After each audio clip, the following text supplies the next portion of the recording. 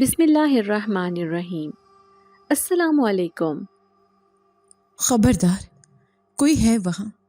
کون ہے جو اندھیروں میں چھپ کر مجھے دیکھ رہا ہے؟ سامنے آؤ ورنہ میں کھولتا ہوا پانی تم پر انڈیل دوں گا۔ میری آواز حلق میں ہی گھٹ کر رہ گئی اور ہاتھوں میں پکڑی ہوئی کیتلی بری طرح کانپنے لگی، کیونکہ سامنے دھند کے اس پار کوئی انسان نہیں تھا، بلکہ گہرا اور لرزا دینے والا سناٹا تھا جو میرے وجود کو نگلنے کے لیے تیار کھڑا تھا۔ یہ دسمبر کی وہ منحوس رات تھی جب میں نے پہلی بار محسوس کیا کہ موت اور زندگی کے درمیان صرف ایک سانس کا فاصلہ ہوتا ہے۔ لاہور کا جنرل بس سٹینڈ رات کے 2 بجے کسی قبرستان سے کم نہیں لگتا تھا، جہاں ہر طرف دھند کا راج تھا اور اس سفید اور گاڑی دھند میں ہاتھ کو ہاتھ سجھائی نہیں دیتا تھا، مگر مجھے اپنی ریڑھ کی ہڈی میں ایک سنسناہٹ محسوس ہو رہی تھی، جیسے کوئی غیر مرئی مخلوق بالکل میرے کندھے کے پاس کھڑی میری سانسوں کی گنتی کر رہی ہو۔ میں نے اپنی جیکٹ کے کالر کو درست کیا اور خود کو تسلی دی کہ یہ محض میرا وہم ہے، کیونکہ نیند کی کمی اور تھکاوٹ انسان کو پاگل کر دیتی ہے۔ لیکن دل کے کسی کونے میں خوف کا ناگ پھن پھیلائے بیٹھا تھا کہ آج کی رات کچھ بہت برا ہونے والا ہے، کچھ ایسا جو میری غریبانہ اور معمولی زندگی کو ہمیشہ کے لیے بدل کر رکھ دے گا۔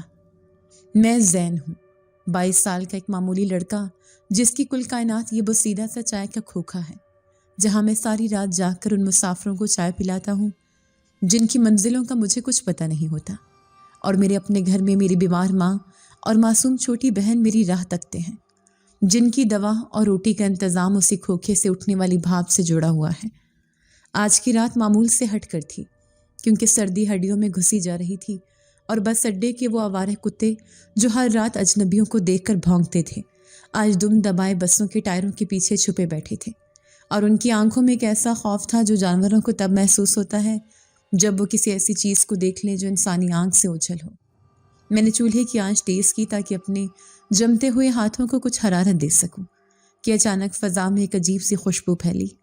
یہ خوشبو نہ تو کسی پرفیوم کی تھی اور نہ ہی کسی پھول کی، بلکہ یہ مٹی اور بارش کی پہلی بوند کے ملاپ جیسی قدیم اور نشاور مہک تھی، جس نے سڑے ہوئے کوڑے اور ڈیزل کی بو کو پل بھر میں غائب کر دیا تھا۔ میرے ہاتھ رک گئے اور میں نے سر اٹھا کر دھند کی طرف دیکھا، جہاں حد نگاہ تک صرف سفید دھواں تھا، لیکن پھر مجھے ایک آواز سنائی دی، چھن چھن چھن۔ یہ پازیب کی آواز تھی، مگر ایسی نہیں جیسی عام عورتیں پہنتی ہیں، بلکہ اس چھنکار میں ایک بھاری پن تھا، ایک ایسا ردھم جو دل کی دھڑکن کے ساتھ ہم آہنگ ہو جاتا تھا۔ اس ویران اور مردانہ ماحول میں رات کے اس پہر کسی عورت کا ہونا ناممکن تھا، لیکن وہ آواز قریب آتی گئی اور میرے دل کی دھڑکن تیز ہوتی گئی، یہاں تک کہ مجھے لگا میرا دل پسلیوں کو توڑ کر باہر آ جائے گا۔ پھر وہ سایہ نمودار ہوا، ایک بلند قامت وجود جس نے سر سے پاؤں تک سیاہ مخملیہ بایا اوڑھ رکھا تھا، جو دھند کی نمی میں بھی عجیب طرح سے خشک اور چمکدار لگ رہا تھا۔ وہ میرے کاؤنٹر کے بالکل قریب آ کر رک گئی، اور اس کے رکتے ہی بس اڈے کی تمام آوازیں معدوم ہو گئیں، یہاں تک کہ دور چلتی ہوئی ٹرکوں کی آوازیں بھی دم توڑ گئیں۔ میں نے نظر اٹھا کر اس کے چہرے کو دیکھنا چاہا، مگر وہاں ایک سیاہ نقاب تھا جس کے پیچھے سے صرف اس کی آنکھیں نظر آ رہی تھیں، اور خدا کی پناہ وہ آنکھیں انسانی نہیں لگ رہی تھیں، بلکہ ایسا لگتا تھا جیسے کسی نے پگھلا ہوا سونا ان آنکھوں میں بھر دیا ہو، جو اندھیرے میں جگنوں کی طرح چمک رہی تھیں، اور ان میں ایک ایسی کشش تھی کہ انسان دیکھے تو دیکھتا ہی رہ جائے اور پھر کبھی واپس نہ لوٹ سکے۔ اس نے مجھے دیکھا اور اس کی نگاہوں کی تپش سے میرا جسم جلنے لگا، حالانکہ باہر منفی درجہ حرارت تھا۔ میں کچھ کہنا چاہتا تھا، مگر میری زبان تالو سے چپک گئی تھی۔ پھر اس نے بات کی اور اس کی آواز کسی گہرے کنویں سے آتی ہوئی بازگشت جیسی تھی، جس میں مٹھاس بھی تھی اور ایک ایسا روب بھی جو صرف بادشاہوں کے لہجے میں ہوتا ہے۔ 1 کپ چائے، لیکن چینی کم اور زعفران زیادہ۔ اس کے الفاظ میرے کانوں میں پگھلے ہوئے سیسے کی طرح اترے اور میں ہکا بکا رہ گیا۔ محترمہ، آپ شاید غلط جگہ آ گئی ہیں، یہ غریبوں کا کھوکھا ہے، یہاں دودھ پتی اور قہوہ ملتا ہے، زعفران جیسی مہنگی چیز کا یہاں کیا کام؟ میں نے لرزتی ہوئی آواز میں جواب دیا، لیکن اس نے میری بات سنی انسنی کر دی اور اپنی لمبی مخروطی انگلی سے میرے پیچھے رکھے ہوئے مثالوں کے ڈبوں کی طرف اشارہ کیا۔ اپنی دائیں طرف والے ڈبے کو کھولو زین۔ اس نے میرا نام لیا اور میرے پیروں تلے سے زبید نکل گئی، کیونکہ میں نے آج تک اسے یہاں نہیں دیکھا تھا، تو اسے میرا نام کیسے معلوم تھا؟ मैं किसी कठपुतली की तरह घूमा और उस पुराने जंगालू डिब्बे को उठाया जिसमें हमेशा सब्ज इलायची होती थी। लेकिन जैसे ही मैंने ढक्कन हटाया तो वहां से सुर्ख रंग के ज़ाफ़रान की ऐसी तेज़ खुशबू उठी कि मेरा दिमाग चकरा गया। ये कैसे मुमकिन था? मैंने तो कभी ज़ाफ़रान ख़रीदा ही नहीं था। खामोशी से चाय बनाओ, सवाल मत करो वरना जवाब सुन नहीं पाओगे। उसकी आवाज़ में अब सख्ती थी और मैंने कांपते हाथों से केतली चूल्हे पर चढ़ा दी। पानी उबलने लगा और मैंने वो नामालूम ज़ाफ़रान उसमें डाला तो चाय का रंग सुनहरा हो गया और उससे निकलने वाली भाप में अजीब से इश्काल बनने लगे, जैसे धुआं रक्स कर रहा हो। मेरा पूरा जिस्म पसीने में शराबूर था, हालांकि ठंडक इंतहा पर थी। मैं चोरी छुपे उसे देख रहा था। वो बिल्कुल साकत खड़ी थी, जैसे कोई मुजस्मा हो, और उसकी नज़रें मुसलसल मुझ पर जमी हुई थी, जैसे वो मेरे अंदर के खौफ को पढ़ रही हो और उससे लुत्फ़अंदोज़ हो रही हो। उसका लिबास, उसका अंदाज, उसकी खुशबू, सब कुछ चीख चीख कर कह रहा था कि ये कोई मामूली औरत नहीं है और ना ही इसका ताल्लुक इस दुनिया के किसी आम घराने से है। उसके अबाया के दामन पर जो कढ़ाई थी वो सोने के तारों जैसी लग रही थी और उसके हाथों में पहनी हुई अंगूठी में एक ऐसा सब्ज पत्थर जड़ा था जो मैंने आज तक किसी ज्वेलरी शॉप में नहीं देखा था। उस पत्थर के अंदर एक रोशनी थी जो मध्यम और तेज हो रही थी, जैसे वो पत्थर सांस ले रहा हो। चाय तैयार हो गई तो मैंने कप उसके सामने रखा। उसने अपना हाथ आगे बढ़ाया तो मैंने देखा कि उसकी कलाई इतनी सफ़ेद थी जैसे संगे मरमर तराशा गया हो, मगर उसकी जिल्द के नीचे नसें नीली नहीं बल्कि हल्की सुनहरी दिखाई दे रही थी। जैसे ही उसकी उंगलियों ने कप को छुआ, मुझे लगा चाय की गर्मी अचानक ख़त्म हो गई है, क्योंकि उसका लम्स बर्फ़ से ज़्यादा ठंडा था। उसने कप उठाया और निकाब के नीचे ले जाकर एक घूंट भरा। एक तवील और गहरी सांस की आवाज़ आई, जैसे सदियों की प्यास से रूह को करार आ गया हो। तुम्हारी चाय में बहुत दर्द है ए इंसान। ये बिल्कुल वैसी है जैसी मुझे पसंद है। गम और उदासी का जायका दुनिया के किसी भी मिठास से ज़्यादा लजीज होता है। उसने अजीब सी बात की और मैं उसे पागलों की तरह देखता रहा। आप कौन हैं? मैंने हिम्मत मुजतमा करके पूछा। वो हंसी और उसकी हंसी में फिर वही घुंघरुओं की छनकार थी जो फ़ज़ा में बिखर गई। मैं वो हूँ जिसे देखने की हसरत में लोग अपनी बिनाई गंवा देते हैं और जिसे पाने की ख्वाहिश में बादशाह अपना तख्त छोड़ देते हैं। मगर मैं यहाँ तुम्हारी चाय पीने आई हूँ क्योंकि इसमें तुम्हारी मजबूरी और बेबसी का जायका है। उसकी बातें सर से गुजर रही थी, लेकिन एक बात तय थी कि वो इंतहाई अमीर और ताकतवर पस मंज़र रखती थी। शायद किसी अरब शेख की बेटी या किसी कदीम नवाबी ख़ानदान की वारिस जो यूं छुपकर रात को निकलती है। उसने अदायगी के लिए कोई पर्स नहीं खोला बल्कि अपनी मुट्ठी बंद करके मेरी तरफ बढ़ाई और जब उसने मुट्ठी खोली तो उसकी हथेली पर एक चांदी का सिक्का चमक रहा था।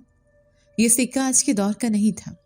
उस पर ऐसी अजीब और गरीब जुबान में कुछ कुनंदा था जो इब्रानी या संस्कृत से मिलती जुलती थी और उसके बीच में एक सांप की तस्वीर बनी हुई थी जो अपने ही दुम को खा रहा था। ये नहीं चलेगा बीबी, पाकिस्तानी रुपया दें अगर है, मैंने डरते डरते कहा, क्योंकि मुझे लगा वो शायद मेरे साथ मजाक कर रही है। उसने मेरी बात का बुरा माने बगैर वो सिक्का मेरे काउंटर की लकड़ी पर रख दिया और धीरे से कहा, इसे रख लो ज़ैन, ये तुम्हारी सोच से ज़्यादा कीमती है। और याद रखना, जब तक ये सिक्का तुम्हारे पास है कोई भी दुनियावी आफत तुम्हारा कुछ नहीं बिगाड़ सकती, लेकिन जिस दिन तुमने इसे खो दिया उस दिन तुम्हारी बर्बादी शुरू हो जाएगी। मैं सिक्का उठाने ही लगा था कि अचानक पीछे से एक जोरदार आवाज़ आई, जैसे कोई भारी चीज़ गिरी हो। मैं चौंक कर पीछे मुड़ा तो देखा कि मेरा खाली ड्रम खुद ब खुद उलट गया था। मैं खौफ से उछल पड़ा और जब दोबारा पलटकर काउंटर की तरफ देखा तो वहाँ कोई नहीं था। वो जा चुकी थी। इतनी जल्दी कोई कैसे गायब हो सकता है? मैं काउंटर फलांग कर बाहर भागा और चारों तरफ देखा, मगर वहाँ सिर्फ धुंध थी और सन्नाटा। न जाने के कदमों के निशान और ना ही पाजेब की आवाज़। वो हवा में तहलील हो गई थी।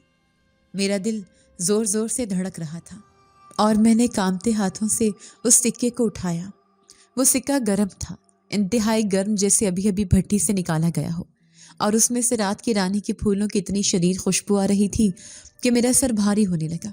मैंने सिक्के को अपनी जेब में डाला तो मुझे लगा जैसे मैंने कोई अंगारा अपनी जेब में रख लिया हो, मगर अजीब बात यह थी कि उसकी तपश मुझे तकलीफ नहीं दे रही थी, बल्कि एक अजीब सा सुकून दे रही थी।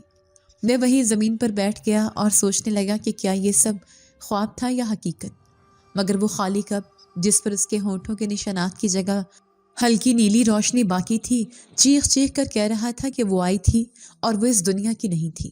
ساری رات میں اس سکے کو مٹھی میں دبائے بیٹھا رہا اور میری آنکھوں سے نیند کوسوں دور بھاگ گئی تھی۔ میرے ذہن میں بس اس کی وہ سنہری آنکھیں گھوم رہی تھیں اور وہ جملہ کہ میں وہ ہوں جسے پانے کے لیے بادشاہ تخت چھوڑ دیتے ہیں۔ مجھے نہیں معلوم تھا کہ وہ کون تھی، لیکن میرا دل گواہی دے رہا تھا کہ میرا اور اس کا رشتہ کسی نہ کسی طرح جڑ چکا ہے۔ ایک ایسا رشتہ جو مجھے تباہی کے دہانے پر لے جائے گا یا پھر مجھے ایسی بلندیوں پر پہنچا دے گا جہاں انسان کا تصور بھی نہیں جا سکتا۔ صبح کی اذانیں ہونے لگی اور دھند چھٹنے لگی تو اڈے پر زندگی کے آثار نمودار ہوئے، لیکن میں ابھی تک وہیں اسی کیفیت میں تھا کہ اچانک مجھے اپنی بہن کی یاد آئی۔ ڈاکٹر نے کہا تھا کہ اس کا آپریشن جلد نہ ہوا تو وہ نہیں بچے گی اور آپریشن کے لیے لاکھوں کی ضرورت تھی۔ میں نے جیب سے وہ سکہ نکالا اور اسے دن کی روشنی میں دیکھا۔ وہ چاندی کا سکہ اب چمک رہا تھا اور اس پر بنی ہوئی سام کی تصویر اب ساکت نہیں تھی بلکہ ہلکی سی حرکت کر رہی تھی، جیسے زندہ ہو۔ میں نے جھٹکے سے سکہ پھینکنا چاہا مگر وہ میرے ہاتھ سے چپک گیا تھا، جیسے وہ میرے جسم کا حصہ بن چکا ہو۔ مجھے اندازہ ہو گیا تھا کہ میں نے انجانے میں کسی ایسی قوت کو دعوت دے دی ہے جو میری سمجھ سے بالاتر ہے۔ سورج نکل آیا تھا اور بس اڈے کا شور شرابہ معمول پر آ چکا تھا، مگر میری روح ابھی تک اسی قہر آلود رات میں قید تھی جہاں وہ آئی تھی، اور میرے وجود کو ایک ایسا جھٹکا دے گئی تھی جس سے سنبھلنا میرے بس میں نہیں رہا تھا۔ میں سارا دن ایک عجیب سے نشے کی کیفیت میں رہا، جیسے میں جاگتے ہوئے بھی خواب دیکھ رہا ہوں، اور میرے گاہک مجھ سے بار بار پوچھ رہے تھے کہ زین میاں خیریت تو ہے؟ آج چائے میں چینی کی جگہ نمک کیوں ملا رہے ہو؟ مگر انہیں کیا خبر تھی کہ میرے حواس اس چاندی کے سکے کے گرد طواف کر رہے تھے جو میری جیب میں پڑا مسلسل ایک دھیمی آنچ دے رہا تھا۔ وہ سکہ محض دھات کا ٹکڑا نہیں تھا بلکہ ایک زندہ طلسم تھا، کیونکہ جب بھی میں اسے چھوتا تو مجھے اپنے اندر ایک عجیب سی طاقت محسوس ہوتی اور کانوں میں وہی پازیب کی چھنکار گونجنے لگتی جو گزشتہ رات میرے ہوش اڑا گئی تھی۔ دن جیسے تیسے گزرا اور پھر وہی رات کا اندھیرا چھانے لگا جس کا مجھے ایک عجیب سی وحشت اور بے چینی سے انتظار تھا۔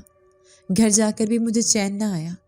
میری ماں اور بیمار بہن مجھے سوالیہ نظروں سے دیکھ رہی تھی، کیونکہ میری آنکھوں میں وہ ویرانی نہیں تھی جو غربت کا خاصہ ہوتی ہے، بلکہ ایک ایسی چمک تھی جو خوف اور امید کے سنگم سے جنم لیتی ہے۔ میں جلدی جلدی واپس کھوکھے پر پہنچا، کیونکہ گھڑی کی سوئیاں رات کے 2 بجے کی طرف بڑھ رہی تھیں اور میرا دل کہہ رہا تھا کہ وہ آئے گی، وہ ضرور آئے گی۔ ٹھیک رات کے 2 بجے جب دھند نے دوبارہ شہر کو اپنی لپیٹ میں لے لیا اور حد نگاہ تک سب کچھ سفید دھوئیں میں گم ہو گیا تو بس اڈے پر ایک ہو کا عالم طاری ہو گیا۔ روزانہ بھونکنے والے آوارہ کتے آج پھر اچانک خاموش ہو گئے اور میں نے دیکھا کہ وہ ایک کونے میں ایک دوسرے سے جڑ کر یوں سہمے بیٹھے ہیں جیسے موت کا فرشتہ ان کے سر پر کھڑا ہو۔ کتوں کا یہ رویہ میرے خوف کو یقین میں بدل رہا تھا کہ آنے والی ہستی کا تعلق خاکی دنیا سے نہیں ہے۔ پھر وہی ہوا، خوشبو کا جھونکا آیا، وہی مٹی اور رات کی رانی کی ملی جلی مہک جس نے فضا کو بوجھل کر دیا۔ میں نے نظریں اٹھائیں تو وہ وہیں کھڑی تھی، بالکل اسی جگہ، وہی سیاہ مخملی عبایا، وہی نقاب اور وہی دہکتی ہوئی آنکھیں جو سیدھی میری روح میں اتر رہی تھیں۔ آج اس کی آنکھوں میں ایک عجیب سی اداسی تھی، جیسے صدیوں کی تھکان اس کی پلکوں پر بوجھ بنا ہو۔ اس نے بنا کچھ کہے بینچ کی طرف اشارہ کیا اور بیٹھ گئی۔ میں سمجھ گیا اور کانپتے ہاتھوں سے چائے بنانے لگا۔ اس بار میں نے خود ہی زعفران ڈالا، حالانکہ ڈبہ خالی تھا، مگر جیسے ہی میں نے ہاتھ ڈالا تو میری انگلیوں نے زعفران کے ریشوں کو محسوس کیا۔ یہ کیسے ممکن تھا؟ ڈبہ تو کل خالی ہو چکا تھا۔ میرا دل زور سے دھڑکا، مگر میں نے سوال کرنے کی ہمت نہیں کی، کیونکہ اس کی موجودگی کا روح بھی ایسا تھا کہ انسان کی زبان گنگ ہو جائے۔ میں نے چائے کا کپ اس کے سامنے رکھا تو اس نے کپ تھامنے سے پہلے میری طرف دیکھا اور اس کی آواز دھند کو چیرتی ہوئی میرے کانوں تک پہنچی۔ زین، آج تمہارے دل میں سوال بہت زیادہ ہیں اور چائے میں چینی کم۔ اس نے میرا نام لیا تو میں لرز گیا، کیونکہ میں نے اسے اپنا نام نہیں بتایا تھا۔ آپ کو میرا نام کیسے معلوم ہوا؟ میں نے بمشکل پوچھا۔ وہ ہنسی اور اس کی ہنسی میں وہی مدھر موسیقی تھی، مگر اس بار اس میں درد کی آمیزش تھی۔ ناموں میں کیا رکھا ہے اے انسان؟ میں روحوں کو ان کی خوشبو سے پہچانتی ہوں، اور تمہاری روح سے سندل کی لکڑی جیسی خوشبو آتی ہے جو جل کر بھی مہک دیتی ہے۔ میں ماہ پارا ہوں۔ اس نے اپنا نام بتایا اور مجھے لگا جیسے پوری کائنات تھم گئی ہو۔ ماہ پارا یعنی چاند کا ٹکڑا، نام اس پر جچتا تھا، حالانکہ میں نے اس کا چہرہ نہیں دیکھا تھا، مگر اس کی آنکھیں ہی چاند کو شرمانے کے لیے کافی تھیں۔ وہ چائے پینے لگی اور میں اسے تکتا رہا۔ وہ روز آنے لگی، یہ ہمارا معمول بن گیا۔ ٹھیک 2 بجے وہ آتی، کتے خاموش ہو جاتے، ہوا تھم جاتی اور وہ میرے پاس بیٹھ کر گھنٹوں باتیں کرتی۔ عجیب بات یہ تھی کہ وہ اپنی دنیا کی نہیں بلکہ میری دنیا کی باتیں پوچھتی۔ وہ پوچھتی کہ بھوک کیا ہوتی ہے، بیماری میں انسان کو درد کیسا محسوس ہوتا ہے، اور جب کوئی اپنا بچھڑ جائے تو آنسو نمکین کیوں ہوتے ہیں۔ مجھے حیرت ہوتی تھی کہ اتنی امیر کبیر لڑکی جسے دیکھ کر لگتا تھا کہ اس نے کبھی دھوپ کا ایک ذرا بھی برداشت نہیں کیا ہوگا، وہ انسانی دکھوں میں اتنی دلچسپی کیوں رکھتی ہے۔ ایک رات میں نے ہمت کر کے پوچھ ہی لیا، ماہ پارا جی، آپ اتنی نازک اور شہانہ ہیں، پھر آپ کو ان غریبوں والی تکلیفوں سے کیا لگا ہوا ہے؟ اس نے چائے کا گھونٹ بھرا اور خالی کپ کو اپنی لمبی انگلیوں میں گھماتے ہوئے کہا، زین، خوشیاں کھوکھلی ہوتی ہیں، ان میں گہرائی نہیں ہوتی، مگر غم سمندر کی طرح گہرا ہوتا ہے۔ ہم یعنی میرے جیسے لوگ جذبات کی شدت کے بھوکے ہوتے ہیں، اور تمہارے آنسوں کا ذائقہ دنیا کی بہترین مٹھاس سے زیادہ نشاور ہے، کیونکہ یہ سچے ہیں۔ زین، تمہاری بہن کیسی ہے؟ اس نے اچانک موضوع بدلا۔ میں اداس ہو گیا۔ وہ ٹھیک نہیں ہے ماں پارا، ڈاکٹر کہتے ہیں آپریشن کے بنا وہ نہیں بچے گی، اور میرے پاس اتنے پیسے نہیں ہیں۔ میری آواز بھر آ گئی۔ اس نے غور سے میری نم آنکھوں میں دیکھا اور آہستہ سے کہا، فکر مت کرو، جس کے پاس میرا دیا ہوا سکہ ہو وہ کبھی ہار نہیں سکتا، بس صبر کا دامن مت چھوڑنا، کیونکہ تمہارا امتحان ابھی شروع ہوا ہے، اور میں دیکھنا چاہتی ہوں کہ تم اپنی محبت اور ذمہ داری کے لیے کس حد تک جا سکتے ہو۔ ہماری یہ خاموش محبت اور رات کی تنہائیوں میں ہونے والی ملاقاتیں زیادہ دن چھپ نہ سکیں۔ اڈے کے لوگ تو نہیں، مگر اڈے کا وہ ناسور جسے سب جگہ کے نام سے جانتے تھے، وہ میری بربادی بن کر منڈلانے لگا۔ جگہ اس علاقے کا سب سے بڑا بدماش اور ڈرگ ڈیلر تھا، جس کے نام سے ہی شریف لوگ کانپتے تھے، اور پولیس بھی اس کے معاملات میں پڑنے سے گریز کرتی تھی۔ ایک رات ماہ پارا میرے پاس بیٹھی تھی، اور ہم ہمیشہ کی طرح خاموشی کی زبان میں گفتگو کر رہے تھے کہ اچانک موٹر سائیکلوں کا شور ہوا اور جگہ اپنے 3-4 غنڈوں کے ساتھ وہاں آ دھمکا۔ وہ نشے میں دھت تھا اور اس کی آنکھیں سرخ انگاروں کی طرح جل رہی تھیں۔ اس نے آتے ہی میرے کاؤنٹر پر لات ماری اور گالیاں بکتے ہوئے کہا، اوئے زین کے بچے، سنا ہے آج کل تیرا دھندا بہت چمک رہا ہے، بڑی رات گئے تک محفلیں جمتی ہیں یہاں۔ اس کی گندی نظریں ماہ پارا پر پڑی جو بالکل ساکت بیٹھی تھی، اور اس کے وجود میں ذرا سی بھی لرزش نہیں تھی، حالانکہ عام عورتیں جگہ کو دیکھ کر بے ہوش ہو جاتی تھیں۔ یہ کون ہے بے؟ بڑی پردے دار بنی پھرتی ہے، ذرا ہم بھی تو دیکھیں اس نقاب کے پیچھے کون سی ہور چھپی ہے۔ جگہ نے غلیظ ہنستے ہوئے اپنا ہاتھ ماہ پارا کی طرف بڑھایا۔ میری رگوں میں خون کھول اٹھا۔ میں اپنی جان کی پرواہ کیے بغیر کاؤنٹر سے باہر نکلا اور جگہ کے سامنے کھڑا ہو گیا۔ جگہ بھائی، یہ میری مہمان ہے، عزت سے بات کرو ورنہ، میں نے غصے میں کہا، مگر میرا جملہ ادھورا رہ گیا کیونکہ جگہ نے ایک زوردار تھپڑ میرے منہ پر رسید کیا۔ میں لڑکھڑا کر پیچھے گرا اور میرے ہونٹ سے خون بہنے لگا۔ ورنہ کیا کر لے گا تو، 2 ٹکے کے چائے والے؟ جگہ نے اپنی کمر سے پستول نکال کر کاؤنٹر پر رکھا اور پھر ابلتی ہوئی چائے کی بڑی کیتلی کا ہینڈل پکڑ لیا۔ آج میں تیری چمڑی ادھیڑ دوں گا تاکہ تجھے یاد رہے کہ اس اڈے کا بادشاہ کون ہے۔ اس نے وہ بھاری بھرکم کیتلی جس میں چائے ابل ابل کر باہر گر رہی تھی اٹھائی اور میری طرف اچھالنے کے لیے بازو پیچھے لے گیا۔ موت میرے سامنے کھڑی تھی اور میں نے آنکھیں بند کر لی کیونکہ ابلتی ہوئی چائے میرے چہرے کو جلا کر راکھ کرنے والی تھی، مگر تب وہ ہوا جو انسانی عقل تسلیم کرنے سے انکاری ہے۔ 1 سیکنڈ گزرا، 2 سیکنڈ گزرے، مگر چائے مجھ پر نہیں گری۔ میں نے خوف زدہ ہو کر آنکھیں کھولیں تو منظر دیکھ کر میری سانسیں حلق میں اٹک گئیں۔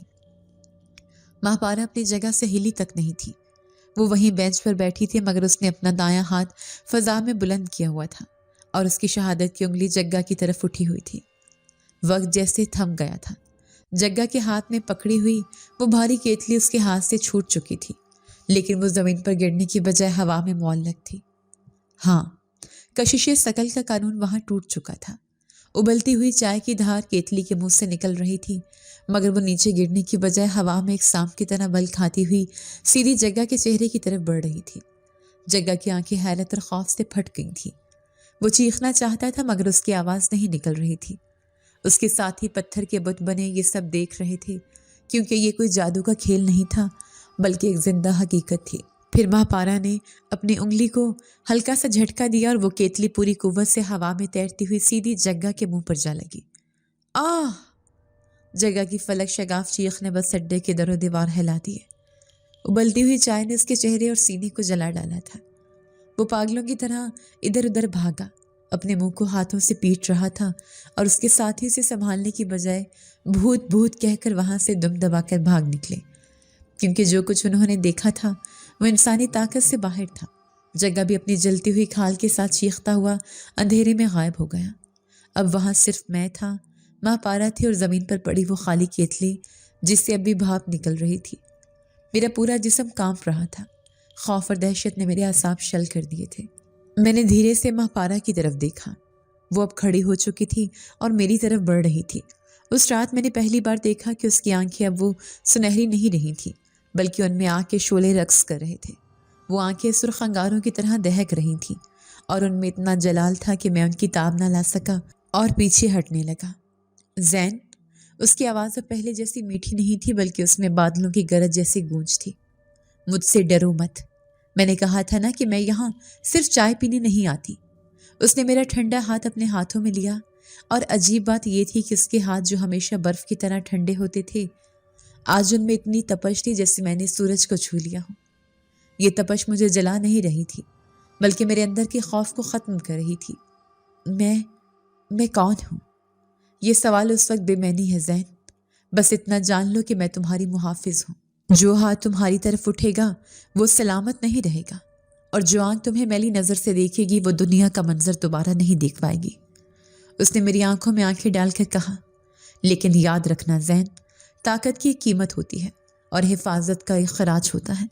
آج میں نے قانون توڑا ہے اور اس کی گونج بہت دور تک جائے گی، بہت دور تک، شاید وہاں تک جہاں سے واپسی کا کوئی راستہ نہیں ہوتا۔ وہ کیا کہہ رہی تھی مجھے کچھ سمجھ نہیں آ رہا تھا، لیکن مجھے اتنا پتہ چل گیا تھا کہ یہ لڑکی کوئی انسان نہیں ہے، یہ کوئی اور مخلوق ہے، کوئی ایسی طاقتور شے جس کا ذکر میں نے صرف دادی کی کہانیوں میں سنا تھا۔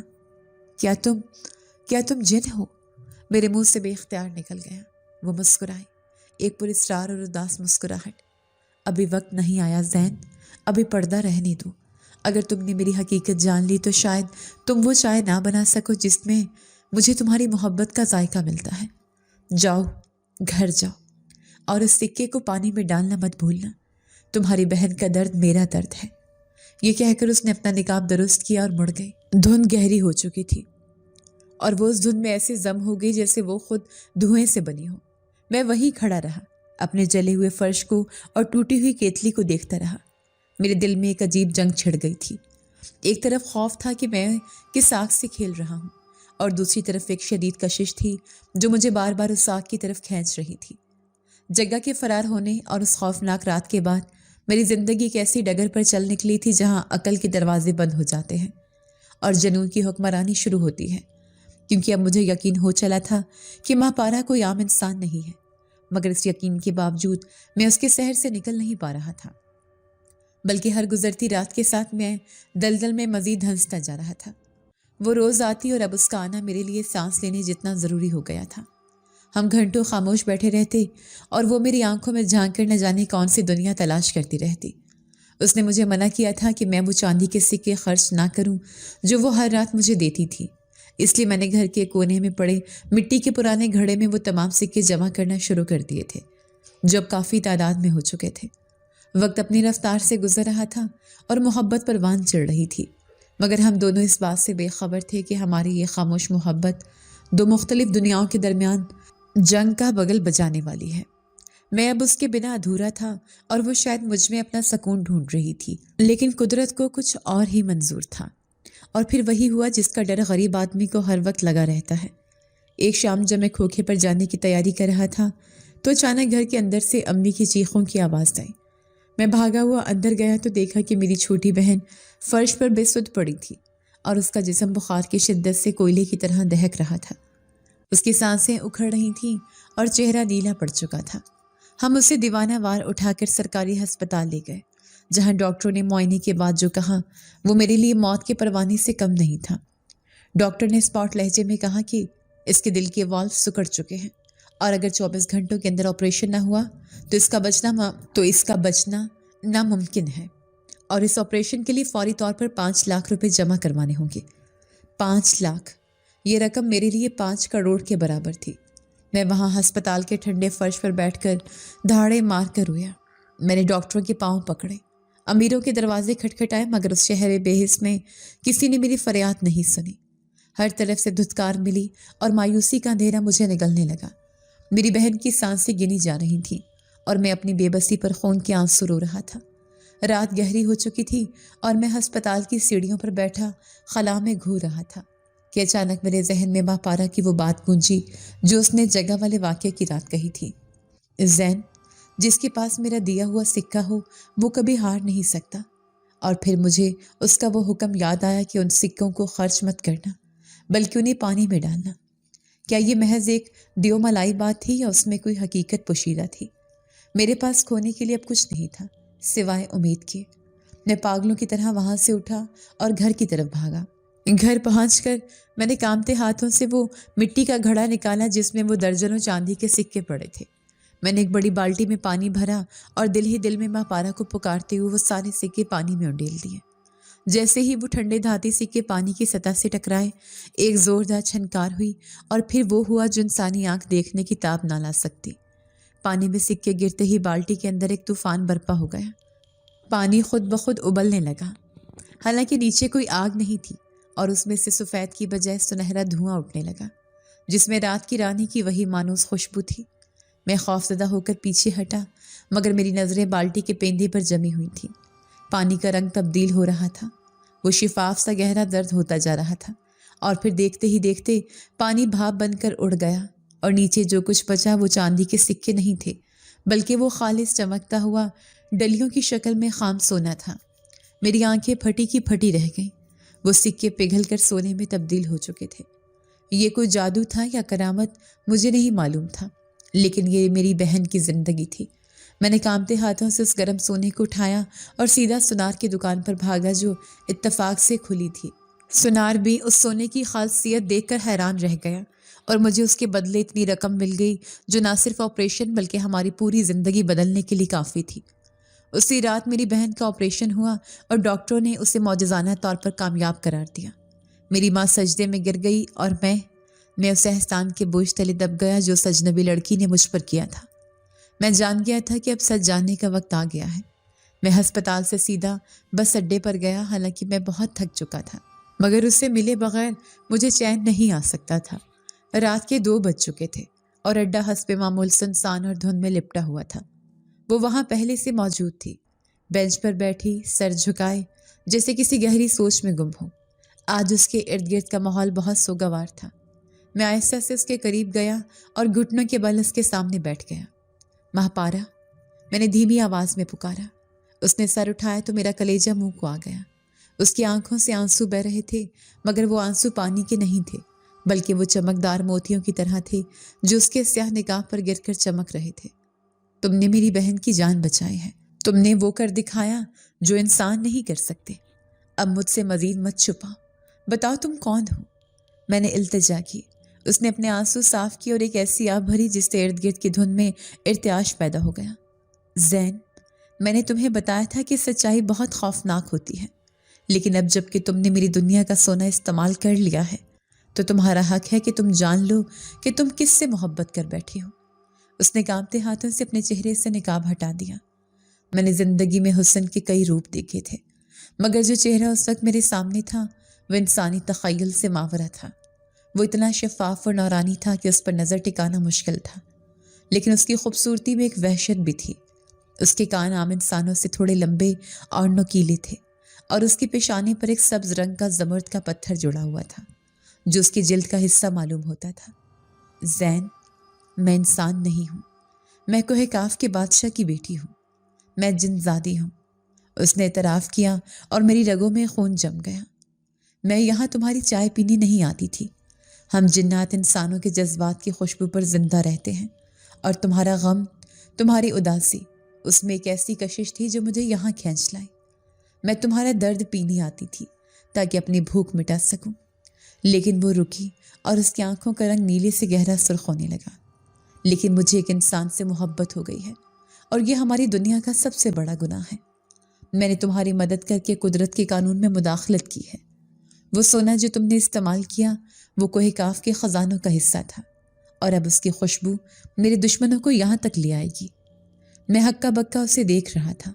خوف تھا مگر اس سے زیادہ محبت تھی جس نے مجھے جکڑ رکھا تھا۔ تو کیا ہوا اگر تم جن زادی ہو؟ میں نے اس کا ہاتھ تھام لیا۔ محبت روح سے ہوتی ہے، جسم یا نسل سے نہیں۔ میں تمہارا مقابلہ دنیا کی ہر طاقت سے کروں گا۔ ماں پارا نے افسردگی سے مسکرا کر میرا ہاتھ چوما۔ تم نہیں جانتے زین، تم بہت معصوم ہو۔ جنات کی دنیا انسانوں کی دنیا سے بہت زیادہ ظالم ہے۔ وہاں معافی کا کوئی رواج نہیں۔ میری بغاوت کی خبر وہاں پہنچ چکی ہوگی، اور اب طوفان آئے گا، ایک ایسا طوفان جو سب کچھ بہا لے جائے گا۔ ابھی وہ یہ بات کر ہی رہی تھی کہ اچانک موسم بدل گیا۔ دسمبر کی یخبستہ رات میں اچانک گرم لو چلنے لگی اور ہوا میں گندھک اور جلے ہوئے گوشت کی شدید بو پھیل گئی۔ بس اڈے کی تمام لائٹس زور زور سے جلنے بجھنے لگی اور دور کہیں سے کتوں کے رونے کی خوفناک آوازیں آنے لگی۔ ماں پارا گھبرا کر کھڑی ہو گئی اور اس نے اپنا نقاب دوبارہ اوڑھ لیا۔ زین، وہ آ گیا ہے، چھپ جاؤ زین۔ اس کی آواز میں پہلی بار میں نے خوف دیکھا۔ کون آ گیا ہے؟ میں نے گھبرا کر پوچھا، مگر اس سے پہلے کہ وہ جواب دیتی بس اڈے کے داخلی راستے پر ایک بگولا نمودار ہوا، آگ اور دھوئیں کا ایک لمبا ستون جو آسمان کو چھو رہا تھا، اور پھر وہ ستون آہستہ آہستہ انسانی شکل اختیار کرنے لگا۔ دھوئیں کے بادل چھٹے تو وہاں ایک شخص کھڑا تھا۔ وہ انتہائی وجیح اور قداور تھا۔ اس نے مہنگا 3 پیس سوٹ پہن رکھا تھا اور بظاہر وہ کوئی بڑا بزنس مین لگتا تھا، مگر اس کے قدم زمین پر نہیں پڑ رہے تھے، بلکہ وہ زمین سے چند انچ اوپر ہوا میں معلق تھا۔ اس کے چہرے پر ایک ظالمانہ مسکراہٹ تھی اور اس کی آنکھیں بالکل سفید تھیں، جن میں کوئی پتلی نہیں تھی۔ وہ سامری تھا، کوہ کاف کا سب سے طاقتور جادوگر اور ماہ پارا کا منگیتر۔ اس نے ماہ پارا کو دیکھا اور پھر اس کی نظریں مجھ پر جم گئیں۔ واہ شہزادی! اس کی آواز ایسی تھی جیسے 2 پتھر آپس میں رگڑ کھا رہے ہوں۔ تو یہ ہے وہ مٹی کا کھلونا جس کے لیے تم نے اپنی سلطنت داؤ پر لگا دی؟ اس کی توہین آمیز ہنسی سے بس اڈے کے شیشے چٹک گئے۔ میں اپنی جگہ جم کر رہ گیا تھا، کیونکہ مجھے اندازہ ہو گیا تھا کہ اب میرا مقابلہ کسی گلی کے غنڈے سے نہیں بلکہ ایک ایسی قوت سے ہے جو میری سوچ سے بھی زیادہ تباہ کن ہے۔ سامری آہستہ آہستہ تیرتا ہوا میرے قریب آیا اور اس کے وجود سے نکلنے والی تپش اتنی زیادہ تھی کہ میرے چہرے کی جلد جھلسنے لگی۔ اس نے حقارت سے میرے کھوکھے کو دیکھا اور صرف ایک پھونک ماری۔ اگلے ہی لمحے میرا لکڑی کا کھوکھا جس میں میری ساری دنیا آباد تھی، ماچس کی ڈبی کی طرح اڑتا ہوا دور جا گرا اور چکنا چور ہو گیا۔ تم نے ہماری دنیا کے سونے کو ہاتھ لگایا ہے انسان، اب تم اس کی قیمت ادا کرو گے۔ سامری نے اپنا ہاتھ میری گردن کی طرف بڑھایا۔ ماہ پارا چیخی، نہیں سامری، اسے کچھ مت کہنا ورنہ میں۔ ماہ پارا میرے سامنے ڈھال بن کر کھڑی ہو گئی، مگر سامری کہکا لگا کر ہنسا۔ تم کیا کر لو گی شہزادی؟ تم تو خود مجرم ہو۔ اب تماشا دیکھو کہ میں اس مٹی کے پتلے کے ساتھ کرتا کیا ہوں۔ سامری کا کہکا فضا میں گونجا تو بس اڈے کی تمام کھڑکیوں کے شیشے ایک ساتھ تڑک گئے اور ہر طرف کانچ کی بارش ہونے لگی۔ ماہ پارا نے چیخ کر اسے روکنے کی کوشش کی۔ رک جاؤ سامری، اگر تم نے اسے نقصان پہنچایا تو میں تمہاری شکایت بابا سے کر دوں گی۔ سامری نے حقارت سے اپنا ہاتھ جھٹکا اور ماہ پارا کو غیر مرئی قوت نے دھکیل کر دور گرا دیا۔ وہ پھرتی سے میری طرف مڑا، اس کی سفید بے نور آنکھیں میرے چہرے پر جمی ہوئی تھیں۔ تمہاری یہ مجال اے 2 ٹکے کے انسان، تم نے ایک جن زادی سے محبت کرنے کا خواب دیکھا؟ تمہیں اندازہ بھی ہے کہ اس گستاخی کی سزا کیا ہے؟ میں خوف سے کانپ رہا تھا، مگر ماہ پارا کی محبت نے مجھے عجیب حوصلہ دیا تھا۔ میں نے اپنے لرزتے ہوئے پیروں پر کھڑے ہو کر پہلی بار اس کی آنکھوں میں آنکھیں ڈالیں۔ محبت اجازت لے کر نہیں ہوتی اور نہ ہی یہ کسی کی اوقات دیکھتی ہے صاحب۔ یہ میری روح میں ہے اور تم میرے جسم کو مٹا سکے ہو مگر میری محبت کو نہیں۔ میری بات سن کر سامنے کا غصہ آسمان کو چھونے لگا۔ محبت؟ آج میں تمہاری اس محبت کا تماشا پوری دنیا کو دکھاؤں گا۔ اس نے اپنے دونوں ہاتھ فضا میں بلند کیے اور اچانک بس اڈے کا نقشہ بدل گیا۔ کھڑی ہوئی بسوں کے انجن خود بخود سٹارٹ ہو گئے اور وہ بغیر ڈرائیوروں کے ادھر ادھر دوڑنے لگے۔ ٹائروں کے پھٹنے کی زوردار آوازیں آنے لگی جیسے بم دھماکے ہو رہے ہوں۔ مسافر جو پہلے ہی سہمے ہوئے تھے اب چیخو پکار کرتے ہوئے جان بچانے کے لیے بھاگنے لگے، کیونکہ انہیں اندھیرے میں عجیب و غریب ہیولے اور ڈراؤنے سائے نظر آ رہے تھے جو ان کا راستہ روک رہے تھے۔ سامری نے ایک شیطانی مسکراہٹ کے ساتھ میری طرف دیکھا۔ دیکھو اپنی دنیا کا حال زین، اب یہاں کوئی نہیں آئے گا، یہ جگہ اب ویران ہو جائے گی اور تم یہاں اکیلے سڑو گے۔ میں نے دیکھا کہ میرا روزگار، میرا اڈا پل بھر میں آسیبی کھنڈر بن گیا تھا۔ لوگ اسے بھوت بنگلہ کہہ کر بھاگ چکے تھے اور وہاں اب صرف میں تھا اور یہ دو جنات۔ سامری نے اپنا ہاتھ میری طرف بڑھایا اور میں نے محسوس کیا کہ ایک آہنی شکنجے نے میرا گلا دبوچ لیا ہے، حالانکہ اس کا ہاتھ میرے جسم سے دور تھا۔ میرا سانس رکنے لگا اور میرے پاؤں زمین سے اوپر اٹھنے لگے۔ اس نے اپنی انگلی کے اشارے سے مجھے 10 فٹ ہوا میں معلق کر دیا اور پھر زور سے دیوار کے ساتھ دے مارا۔ میرے منہ سے خون کا فوارہ چھوٹا اور پسلیوں میں شدید درد کی لہر دوڑ گئی۔ مہاپارا تڑپ کر میری طرف بڑھی۔ خدا کے لیے اسے چھوڑ دو سامری، یہ مر جائے گا۔ سامری نے اسے پھر ہوا میں روک دیا اور دھاڑ کر بولا، اسے مرنا ہی ہوگا مہاپارا، تاکہ تمہیں یاد رہے کہ انسانوں سے دل لگانے کا انجام کیا ہوتا ہے۔ پھر اس نے مجھے مخاطب کیا، معافی مانگو زین، کہو کہ تم اپنی محبت سے دستبردار ہوتے ہو تو شاید میں تمہیں زندہ چھوڑ دوں۔ میں درد سے کرا رہا تھا، میرا پورا جسم زخموں سے چور تھا، مگر میں نے خون تھوکتے ہوئے مسکرا کر کہا، میں جان دے سکتا ہوں مگر مہاپارا کو نہیں چھوڑ سکتا، تم جتنا ظلم چاہو کر لو۔ میرے انکار نے جلتی پر تیل کا کام کیا۔ سامنے غصے سے پاگل ہو گیا، وہ مجھے ہوا میں اٹھاتا اور زمین پر پٹکتا رہا۔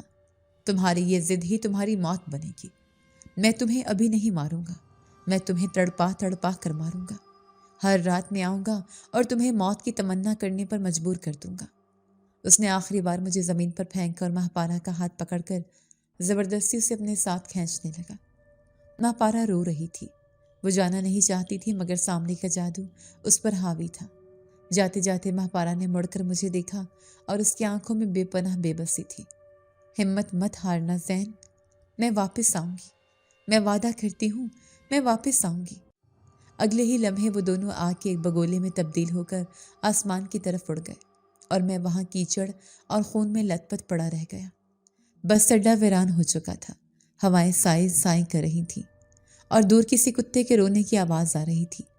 میرا جسم ٹوٹ چکا تھا مگر میرا دل اب بھی دھڑک رہا تھا۔ سامری نے سوچا تھا کہ وہ مجھے ڈرا دے گا مگر اس نے انجانے میں میرے ارادے کو مزید پختہ کر دیا تھا۔ میں وہی ٹوٹی ہوئی بینچ کے سہارے اٹھا اور اپنے آنسو پونچھے۔ میں ہار نہیں مانوں گا، میں یہی رہوں گا اسی ویران اور آسیبی اڈے پر اور اپنی محبت کا انتظار کروں گا۔ وہ آئے گی، مجھے یقین تھا کہ محبت کی کشش اسے کھینچ لائے گی، چاہے اس کے لیے اسے کوہ کاف کی زنجیریں ہی کیوں نہ توڑنی پڑے۔ سامری کے جانے کے بعد بس اڈے پر جو ویرانی چھائی تھی وہ کسی قدیم قبرستان کی خاموشی سے زیادہ بھاری تھی۔ میں نے کانپتے ہاتھوں سے زمین پر بکھری ہوئی کانچ کی کرچیوں کو سمیٹنا شروع کیا تو میرے اپنے ہاتھوں سے بہنے والا لہو ان کرچیوں پر گر کر عجیب نقش و نگار بنانے لگا۔ ہر ٹوٹا ہوا کپ میری امید کی طرح بکھرا ہوا تھا، لیکن میرے دل میں ایک عجیب سی ضد جاگ اٹھی تھی۔ میں وہیں ٹوٹی ہوئی بینچ پر بیٹھ گیا اور خالی آنکھوں سے اس راستے کو تکنے لگا جہاں سے وہ آگ کا بگولا بن کر غائب ہوئے تھے۔ رات کا اندھیرا گہرا ہوتا گیا اور پھر صبح کی سپیدی نمودار ہوئی، مگر میں اپنی جگہ سے نہیں ہلا۔ میرے وجود میں نہ بھوک کا احساس تھا اور نہ پیاس کی طلب، بس ایک انتظار تھا جو میری رگوں میں زہر کی طرح پھیل رہا تھا۔ 7 راتیں اسی کرب اور اذیت میں گزر گئیں۔ میرا جسم بخار سے تپ رہا تھا مگر پلک چھپکنے کا یارہ نہ تھا۔ پھر 8ویں رات آئی۔ یہ کوئی معمولی رات نہ تھی، فضا میں ایک عجیب سا دباؤ تھا جیسے ہوا کا دم گھٹ رہا ہو۔ اچانک افق پر سرخ رنگ کی بجلیاں کڑکنے لگیں جو زمین پر نہیں گر رہی تھیں بلکہ بادلوں کے اندر ہی ایک دوسرے سے ٹکرا رہی تھیں۔ ہواؤں نے اپنا رخ بدلا اور یخ بستہ جھونکے میرے چہرے سے ٹکرانے لگے جن میں برف کی ٹھنڈک اور آگ کی تپش بیک وقت محسوس ہو رہی تھی۔ اچانک ایک زوردار دھماکے سے بس اڈے کا آہنی گیٹ جڑ سے اکھڑ کر دور جا گرا۔ دھول اور مٹی کا ایک طوفان اندر داخل ہوا اور اس گرد کے بادل میں مجھے ایک سایہ لڑکھڑاتا ہوا نظر آیا۔ مہاپارا! میرے منہ سے بے اختیار ایک چیخ نکلی۔ اس کے وہ شاہانہ لباس جو کبھی روشنیوں سے چمکتے تھے اب تار تار ہو چکے تھے اس کے ننگے پاؤں زخموں سے چور تھے اور ہر قدم پر زمین پر خون کے نشان چھوڑ رہے تھے۔ وہ بھاگتی ہوئی میرے قریب آئی اور میرے قدموں میں گر پڑی۔ اس کا پورا وجود سوکھے پتے کی طرح کانپ رہا تھا۔ زین، مجھے چھپا لو، وہ آ رہا ہے۔ میں نے قید خانے کی دیواریں گرا دی ہیں، مگر وہ میرے لہو کی بو سونگھتا ہوا آ رہا ہے۔ میں نے اسے سہارا دے کر اٹھایا اور اپنے سینے سے لگا لیا۔ مت ڈرو ماہ پارا، آج موت بھی آئے گی تو پہلے مجھ سے گزرنا پڑے گا۔ ہم ساتھ جئیں گے یا ساتھ مریں گے۔ ابھی میرے الفاظ میرے حلق میں ہی تھے کہ فضا میں ایک بھیانک ہنسی گونجی۔ آسمان کا سینہ چاک ہوا اور آگ کا ایک بہت بڑا ستون زمین کی طرف لپکا۔ وہ آگ کا ستون ہمارے سامنے گرا اور دیکھتے ہی دیکھتے اس نے سامری کی شکل اختیار کر لی۔ وہ پہلے سے بھی زیادہ طاقتور اور غضبناک لگ رہا تھا۔ اس کے پیچھے اندھیرے میں درجنوں سیاہ ہیولے نمودار ہوئے، جن کے ہاتھوں میں آگ کے کوڑے تھے۔ سامری نے ایک نظر ہم دونوں کو دیکھا اور اس کے چہرے پر ایک ظالمانہ مسکراہٹ ابھر آئی۔ بہت خوب، عشق کا یہ تماشا دیکھ کر مجھے بہت لطف آ رہا ہے، مگر افسوس کہ اس کھیل کا اختتام بہت دردناک ہونے والا ہے۔ شہزادی، تم نے میری قید سے بھاگ کر اپنی موت کو خود دعوت دی ہے، اب تم دونوں مرو گے۔ سامری نے اپنا دایاں ہاتھ فضا میں بلند کیا اور اس کی انگلیوں سے نیلے رنگ کی بجلی کے شعلے نکلنے لگے۔ الوداع زین، اس نے حقارت سے کہا، اور وہ شعلے ایک سانپ کی طرح بل کھاتے ہوئے سیدھے میری چھاتی کی طرف بڑھے۔ میں خوف سے اپنی جگہ جم گیا تھا، مگر ماہ پارا بجلی کی تیزی سے میرے سامنے آئی اور اس نے اپنے دونوں ہاتھ پھیلا کر اس وار کو اپنے سینے پر روک لیا۔ ایک زوردار دھماکہ ہوا اور ماہ پارا کے منہ سے ایک دل دہلا دینے والی چیخ نکلی۔ وہ ہوا میں اچھل کر دور جا گرے۔ اس کے بازو جھلس گئے تھے اور لباس سے دھواں اٹھ رہا تھا۔ نہیں! میں پاگلوں کی طرح چیختا ہوا اس کی طرف بھاگا۔ سامری آہستہ آہستہ چلتا ہوا ہمارے قریب آ رہا تھا۔ دیکھ لیا انجام؟ اب بھی وقت ہے ماہ پارا، اس کیڑے کو چھوڑ دو اور میرے قدموں میں گر کر معافی مانگ لو تو شاید میں اس کی جان بخش دوں، ورنہ اگلا وار سیدھا اس کے دل پر ہوگا۔ سامری نے دوبارہ اپنا ہاتھ اٹھایا اور اس بار اس کی مٹھی میں آگ کا ایک بگولا تیار ہو رہا تھا۔ ماہ پارا میری گود سے اٹھی اور لڑکھڑاتے ہوئے سامری کے سامنے جا کھڑی ہوئی۔ اس بار اس کے چہرے پر خوف کا نام و نشان نہیں تھا، بلکہ ایک ایسا جلال تھا کہ سامری بھی ایک لمحے کے لیے ٹھٹک کر رک گیا۔ سامری، اگر تم نے زین کو ہاتھ بھی لگایا تو میں وہ کر گزروں گی جس سے تمہاری اور میری دنیا ہمیشہ کے لیے الگ ہو جائے گی۔ میں اپنی امرتا کو ٹھوکر مارتی ہوں، میں اپنی ابدی زندگی کا سودا کرتی ہوں۔ سامری نے کہکا لگایا، تم پاگل ہو گئی ہو؟ ایک فانی اور کمزور انسان کے لیے تم اپنی شہنشاہی چھوڑ دو گی؟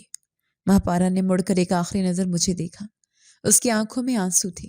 محبت کا اپنا قانون ہوتا ہے سامری، اور اس قانون میں فنا ہونا ہی بقا ہے۔